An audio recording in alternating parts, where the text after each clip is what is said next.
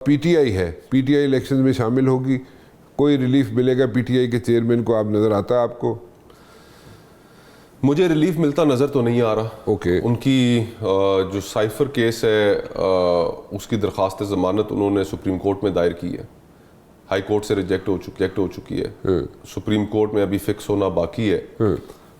देखते हैं वहाँ से क्या फैसला आता है।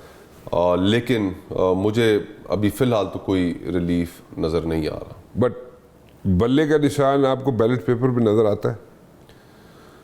अगर बल्ले का निशान बैलेट पेपर पे ना हुआ, अगर टेक्निकल नॉकआउट किसी तरीके से किया गया, तो फिर इलेक्शंस की क्रेडिबिलिटी क्या होगी? देखें राना भाई, ये जो मैं पहले आपसे बात कर रहा था कि अगर बंद कमरों में फैसले करके ही आपने लोगों पे थोपने हैं, तो फिर 80 अरब रुपया क्यों जाया कर रहे हैं? हर किसी को, हर सियासी जमात को इलेक्शन के प्रोसेस में हिस्सा लेने का हक हासिल है, होना चाहिए। प्री पोल रिगिंग नहीं होनी चाहिए। जो उनके साथ जो हो रहा है 9 मई के वाकयात की हम मजम्मत करते हैं, उसकी कोई जस्टिफिकेशन कोई है ही नहीं जस्टिफिकेशन उसकी। लेकिन उनकी जो बाकी जमात है, जो लोग उसमें शामिल नहीं है, उनके लिए प्रॉब्लम्स नहीं खड़ी होनी चाहिए। उनको इलेक्शंस के अंदर फेयर एंड स्क्वायर हिस्सा लेने देने चाहिए। और अगर वो नहीं होंगे तो आप मुझे बताएं ना, 2018 के इलेक्शंस जब वो ठीक तरीके से नहीं हुए, आरटीएस फेल हो गया, बाकी जमातों ने इलेक्शन माना? नहीं माना ना, सड़कों पर आ गए। इमरान खान साहब को हुकूमत करने दी? नहीं करने दी ना। तो जब ये इलेक्शन भी अगर इसी तरह उनके ऊपर एक बहुत बड़ा क्वेश्चन मार्क करने दी, हुकूमत करने दी, क्यों नहीं करने दी? किसने करने दी? पौने 4 साल हुकूमत करते रहे। वो कहाँ कर सके हुकूमत? हम लॉन्ग मार्चेस हो रहे हैं, लड़ाइयाँ हो रही हैं, असेंबली के अंदर झड़पें हो रही हैं। इस तरह हुकूमतें तो नहीं चला करती ना। तो जब आप क्या ख्याल है कि आइंदा जो हुकूमत आएगी उसमें लड़ाई झगड़े असेंबली में? जाहिर बात है, जब आप इतना बड़ा एक प्रोसेस को अंडरमाइन करके इलेक्शंस कराएंगे, एक जमात बिल्कुल दीवार के साथ उसको लगा देंगे तहरीके इंसाफ को, वो इलेक्शंस के अंदर पार्टिसिपेट ही नहीं कर पाएंगे, तो इलेक्शंस की क्या क्रेडिबिलिटी होगी? और इलेक्शनों के बाद वो सड़कों पे नहीं निकलेंगे। तो what Pakistan needs is political stability, सियासी इस्तेहकाम। वो सियासी इस्तेहकाम सिर्फ इस सूरत में आएगा कि इलेक्शन का प्रोसेस सबके लिए काबिल कबूल हो।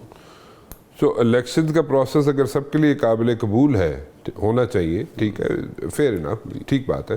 लेकिन द पॉइंट इज़ कि आपको वज़ीर आज़म जो भी बनता है वो आपको अपना टेन्योर 5 साल का जो अभी तक है, वैसे तो 4 साल हो जाना चाहिए असेंबली का टेन्योर, लेकिन 5 साल पूरे करता हुआ नज़र आता है। देखिए पाकिस्तान, पहली चीज़ तो ये है कि पाकिस्तान को स्टेबिलिटी चाहिए, कम से कम 10 साल की स्टेबिलिटी चाहिए, तब जाके हम इस इकोनॉमिक मेस से निकलेंगे। एग्रीड। उस स्टेबिलिटी को हासिल करने के लिए आपको फ्री एंड फेयर इलेक्शंस कराने पड़ेंगे। लोग जो मर्जी है फैसला करें, उस फैसले को कबूल करना पड़ेगा और फिर बर्दाश्त करना पड़ेगा। अगर हम ये करने के लिए तैयार नहीं है ना, फिर पाकिस्तान में सियासी इस्तेहकाम आएगा, हम पॉलिटिकल इंस्टेबिलिटी का शिकार रहेंगे और न ही हमारी मैशत, हम इसको रेस्क्यू नहीं कर पाएंगे। आम लोगों की जिंदगी, हम आज अजीरन है। लोगों को नहीं पता कि वो अपना महीना कैसे पूरा करेंगे, अपना हफ्ता कैसे गुजारेंगे, अपना दिन कैसे गुजारेंगे। लोग बच्चों की फीसें नहीं दे पा रहे, अपने बिजली के बिल नहीं दे पा रहे, लोग अपने किचन का खर्चा नहीं चला पा रहे, लोग बड़ी मुश्किल हालात में। हम उनकी जिंदगियों को मजीद मुश्किल बना देंगे। होश के नाखून लें।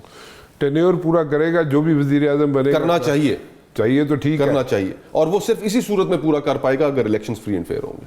तो इलेक्शन फ्री एंड फेयर मुझे होते नजर नहीं आ रहे। नहीं नजर आ रहे? नहीं नजर आ रहे, ऑफ कोर्स नहीं नजर आ रहे। आई मीन आप भी इसी मुल्क में रहते हैं, तो मैं कोई मरीख से तो नहीं आया हूं। आपको भी पता है इलेक्शंस फ्री एंड फेयर नहीं हो रहे। तो फिर इसका मतलब वजीर आज़म जो भी बनेगा वो टेन्योर पूरा नहीं कर सकेगा। वो यही सियासी अदम इस्तेकाम उसको ले डूबेगा। जो वजीर आज़म टेन्योर नहीं पूरा कर सकेगा, ये असेंबली टेन्योर बहरान चलेगा। वो बहरान क्या शक्ल इख्तियार करता है आज हम बैठ के ये तो प्रेडिक्ट नहीं कर सकते, लेकिन बहरान जरूर जन्म ले लेगा।